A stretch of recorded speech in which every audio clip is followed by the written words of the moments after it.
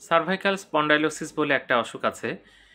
এই অসুখে দেখা যায় যে সাধারণত ৫০ বছরের পরে হয় এবং আমাদের বিভিন্ন অংশের যে ডিজেনারেশন বলি অর্থাৎ নষ্ট হয়ে যায়, তখন কিন্তু এটা স্পাইনাল কর্ডের উপর চাপ সৃষ্টি করতে পারে। তার ফলে এই সমস্যাটা হয়। এতে নেক পেইন বা ঘাড়ে ব্যথা থাকে। ঘাড় যদি আমরা নাড়াচাড়া করি তখন দেখা যায় যে এক ধরনের শব্দ পাওয়া যায়।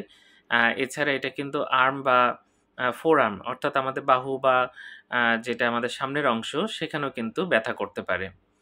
তো যাক, সার্ভাইকাল স্পন্ডাইলোসিস খুবই কমন। এটা বয়সের সাথে একটা রিলেশন আছে। আমি আগেই বললাম যে এটা সাধারণত ৫০ বছরের পরে হয়।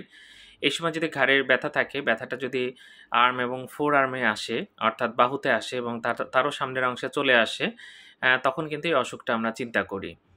তো যাই হোক, এগুলো এখন ভালো চিকিৎসা আছে, ভালো ব্যথার ওষুধ আছে। এগুলো হলে আপনি অবশ্যই একজন ভালো ডাক্তার দেখাবেন। তিনি নিশ্চয়ই এটার সমাধান করতে পারবেন। ধন্যবাদ সবাইকে।